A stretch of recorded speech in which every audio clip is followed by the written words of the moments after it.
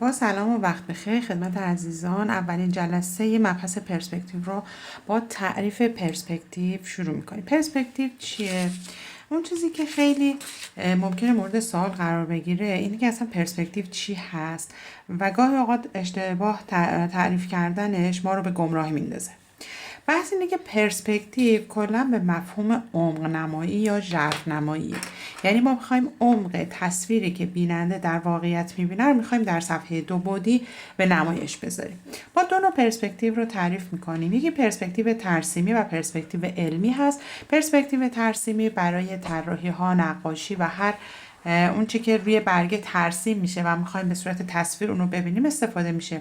پرسپکتیو علمی معمولاً اون چیزی هست که تو مباحثی مثل ریاضیات و یا حالا بعد در موردش به موقع صحبت خواهیم کرد موارد علمی هست، اونجا بررسی میشه و متفاوت با پرسپکتیو ترسیمی هست. ما اولین چیزی که میخوایم بحث کنیم پرسپکتیو ترسیمیه.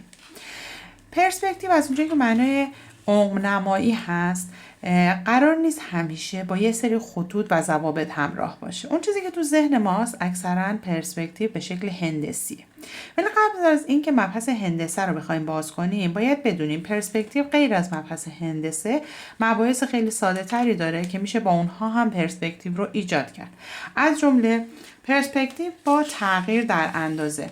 اگر شما اندازه جسمی رو کوچکتر کنید این هست که اون جسم از شما دور شده به وجود میاد. کافیه شما بدونین که یه شخص رو دارین و اون شخص کوچیک شده، در نتیجه کوچیک شدنش حس دور شدن رو بهتون میده. یا پرسپکتیو از تغییر رنگ. زمانی که رنگ ها تیره تر میشن خود به خود احساس میکنیم که ما داریم به سمت عمق حرکت میکنیم. پس با تیره تر شدن رنگ ها میتونیم عمق رو به نمایش بذاریم. پرسپکتیو در وضوح تصویر.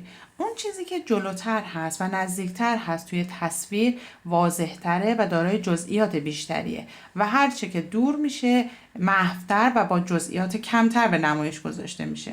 پس اگر من بخوام چیزی رو دور تصور کنم باید اون رو به شکل محو‌تر با جزئیات خیلی کمتر ترسیم کنم. محل قرارگیری. اگر اشیایی که داریم میکشیم مشابه هم باشن هرچه محل قرارگیریشون نسبت به هم بالاتر باشه حس این که این شی نسبت به ما دورتر و شیئی که محل قرارگیریش پایین تره نسبت به ما ناظر نزدیکتر هست در تصویر القا میشه.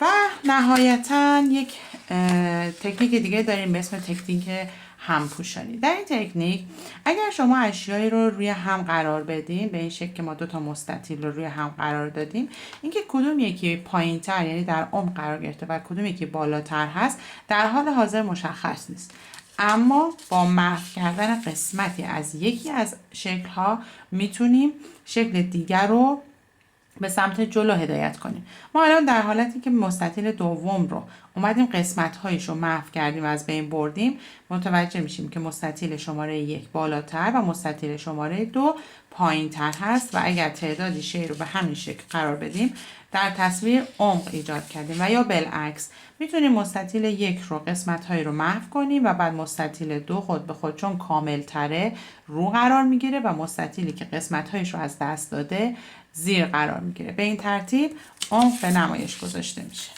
و در نهایت استفاده از قوانین هندسه است که میتونه به ما پرسپکتیو رو به شکل خیلی دقیق تر نشون بده. اما قبل از اینکه در جلساتمون به سراغ پرسپکتیو بریم دو تا خط رو میخوایم تعریف کنیم.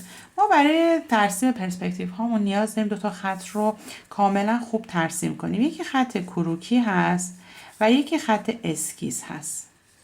خط کروکی مشخصاتش یک خط منظم ولی آرامه.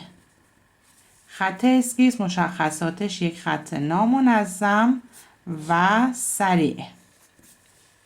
پس برای ترسیم این خطوط به این شکل عمل میکنیم. وقتی میخوایم خط خوب کروکی ترسیم کنیم حتما باید از یه نقطه خاص شروع کنیم و به یه نقطه خاص تمومش کنیم. خط کروکی خطیه که مسیر رو آروم حرکت میکنه، منضبط تره و دقیقاً از یک جا شروع میشه به یک جا ختم میشه حالا اینکه از بالا و پایین راست یا چپ باشه فرقی نمیکنه. پس برای کشیدن اجسام در حالت کامل شده و نشون دادنشون نیاز داریم که خطهای کروکی بکشیم. خطهای کروکی صاف یا منحنی هم میتونن باشن. اما خطهای اسکیس چیان؟ زمانی که خیلی عجله داریم سریع کار میکنیم و یا داریم زیر بافت رو ایجاد میکنیم از خطهای اسکیس استفاده میکنیم. خطهای اسکیس خطهای سریع هستن، خیلی کم رنگن، بنا به استفادهشون در مسیرهای متفاوت ما اونها رو میزنیم. گاهی اوقات مجبور میشیم یه خط اسکیس رو بارها تکرار کنیم تا اون جایی که ما نیازش داریم قرار بگیره. در این صورت خطهای اسکیس معمولا خطهای دو سر نازکن، یعنی خیلی آروم روی صفحه میشینن و خیلی سریع حرکت میکنن. نظم خاصی ندارن. شما برای اینکه یه خط رو ایجاد کنین شاید بارها مجبور بشین خط رو تکرار کنین.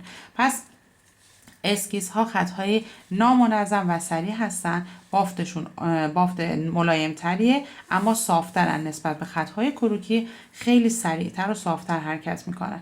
ما معمولا برای تمرین خطهای اسکیس رو در حالت خطهای صاف و خطهای دایره‌ای تمرین میکنیم تا بتونه دستمون هم خط رو به شکل صاف ترسیم کنه هم منحنی ها رو ترسیم کنه.